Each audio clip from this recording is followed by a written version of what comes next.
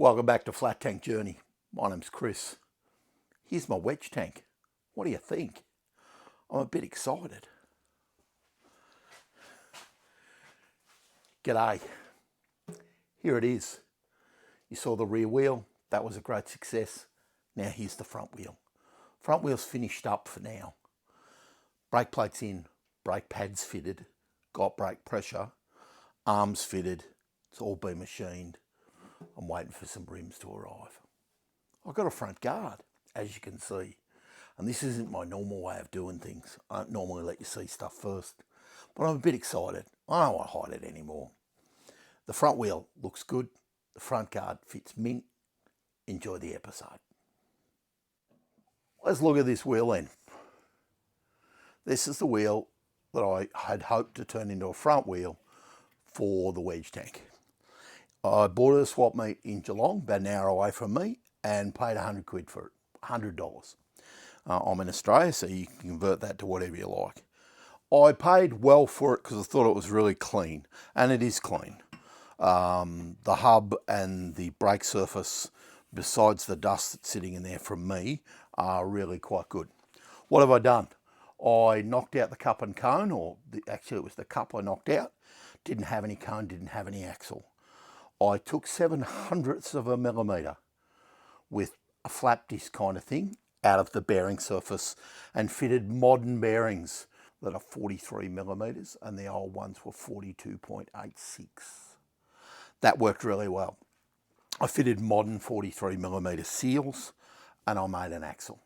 Now the inside of the 43 millimetre was 15 mil, so I made an axle that was 15 millimetres to fit neatly through the bearing with a step down to 1/2 inch and threaded both sides. Now it's still really long, so don't stress. I then made the spacer. Spacer went over and I started work on this brake plate. Now the brake plate came with what I thought was a C11 rear hub. I think it is a C11 rear hub, but that brake plate don't fit on the hub and doesn't work. So it became sacrificial to that project and fitted neatly on here. And it does, it's perfect.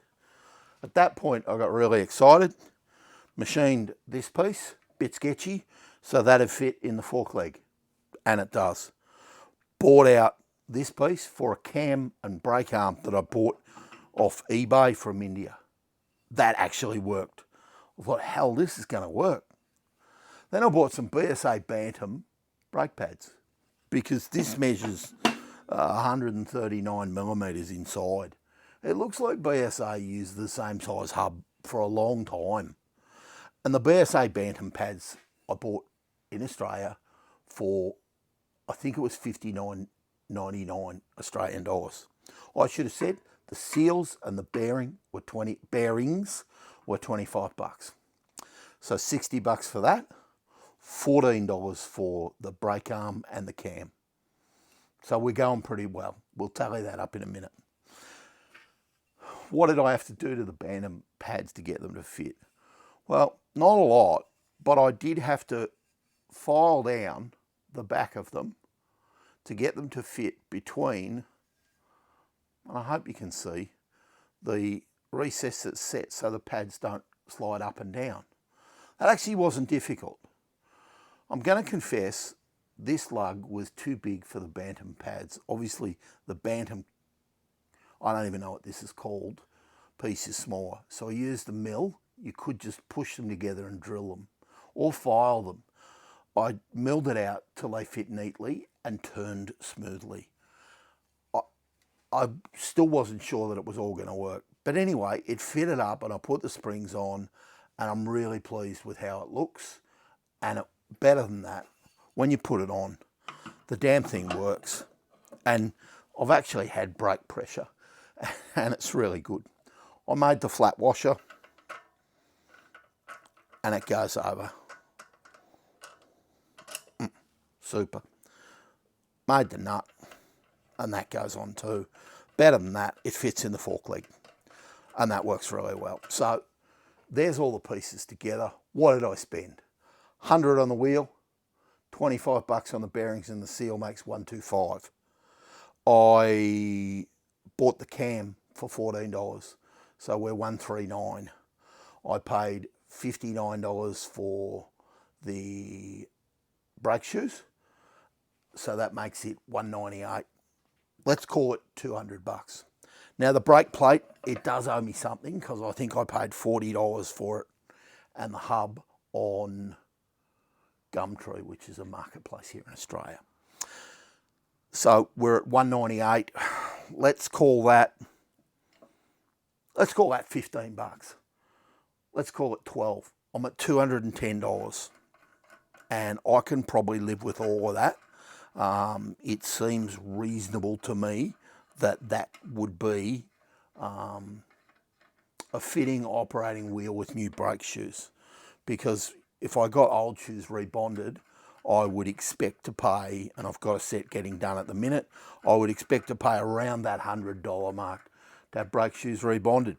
You know, I think to have fresh brakes, a functioning brake pad, all the mechanism is pretty good. And on the other side, I've just made a spacer, and I'll turn that around for you in a second. I've made a spacer and a nut. All in all, I'm not going to complain. It actually works. There's the other side.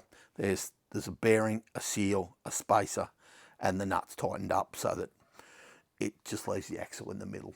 It's a great result. I'm a bit excited. I'm actually keen to get the forks out of the bike, get a new rim, paint it, and then send the forks and the wheel to be relaced so the offset can be correct. All in all, bloody good outcome. Well, that's the front wheel. Just want to split the episode into two. Now let's have a look at the front guard, and you can see how that goes. And then the whole lot goes together. You're going to find this pretty hard to believe, but here's a brand new reproduction guard and all the brackets for my wedge tank. The bit that's hard to believe, I suppose, is that it was no more than 10 kilometres from my home.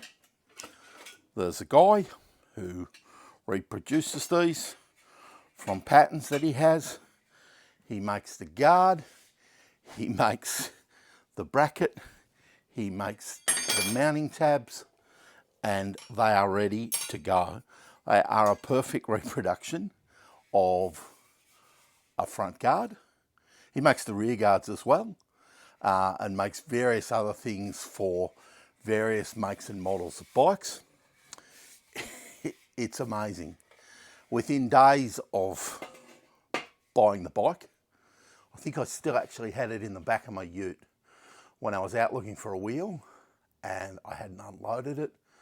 I called in on this guy to see what he had, and I walked away with the guard ready to bolt onto the bike. An amazing little bit of a story, but there it was, that close to home.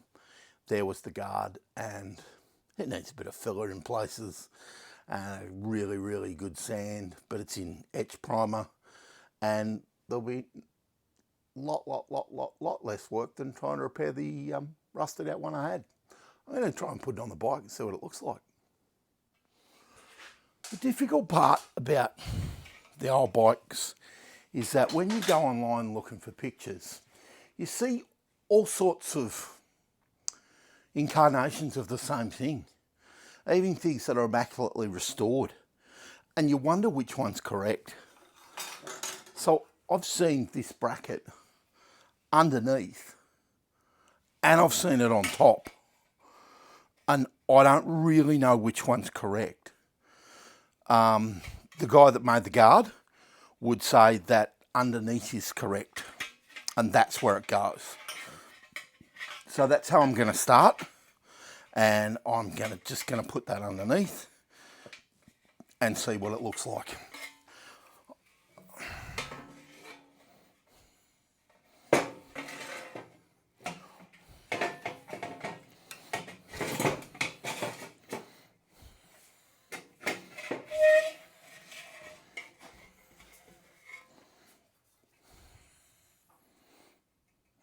and that goes that way.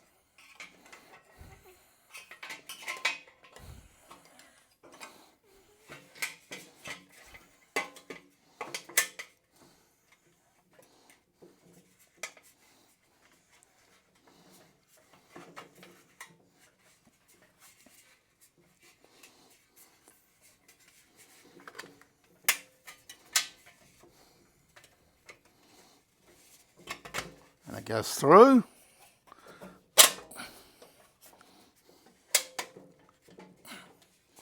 And it goes through.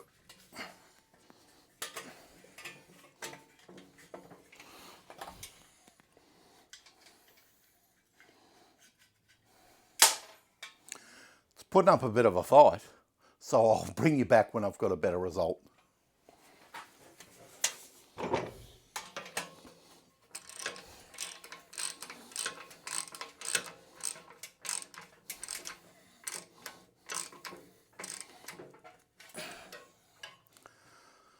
That actually took a little bit of messing around, and in the end I used the original bracket on the bottom and it went straight over.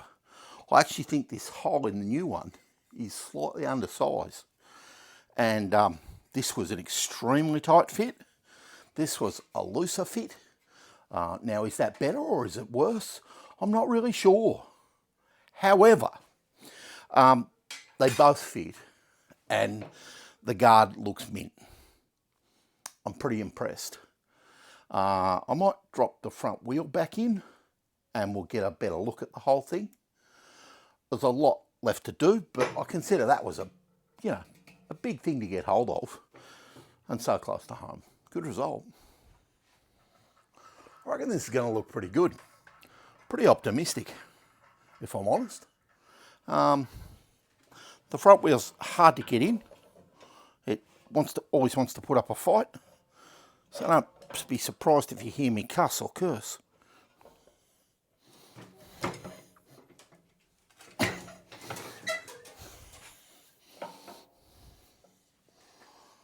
There you go. It's a battle. It is a battle. And we can see, the front wheel still has that bad offset, and we can see that the whole thing needs moved over.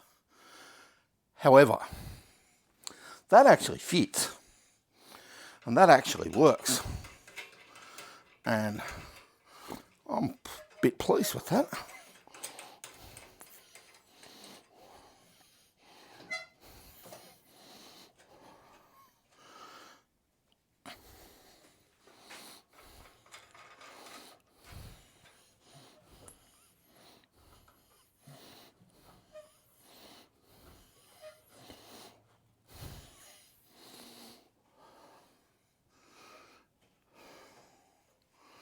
Beautiful. That's a good look. I like it. Come and have a closer look. Now, I believe this to be the correct size guard. There's nothing cut off it, and you don't need to. It's the right size. You can see that's a 20-inch wheel in there, and you don't leave a super amount of room for tyre. So I've chosen to go back to 19s, in particular when you look at the back. Here's the guard. There's the fit up to the mount. Looks really good. I sanded off the price because it wasn't cheap. F for front. Looks good. Fits. Sits well in the frame. There's the front wheel. You can see how much the rim needs to come over. Down the side. Overall, it looks really, really good. Front wheel, I actually think it looks all right. The brake arm, well, not super, but I have got a bit of a plan. So, the best thing is we've got front brakes and they're going to work. And that looks about right. Bike is coming along. There you go. There's another episode in the can. It feels like the bike's coming along in leaps and bounds. the reality is I'm not sure I've started the restoration yet. I've only been adding parts that were missing, if you know what I mean. I've got a set of original bars that I'm going to attempt to copy. These are inch bars and are too big. So I've got some 7/8 stuff that I'm going to have a go at. And I've got the seat to work on. And then we're starting to get up to a bike that we can disassemble and start to restore. Thanks for joining me. If you're having a good time, like, comment. Most of all, if you can, hit the subscribe button, or I'd love to hear from you. Cheers. Have a good one.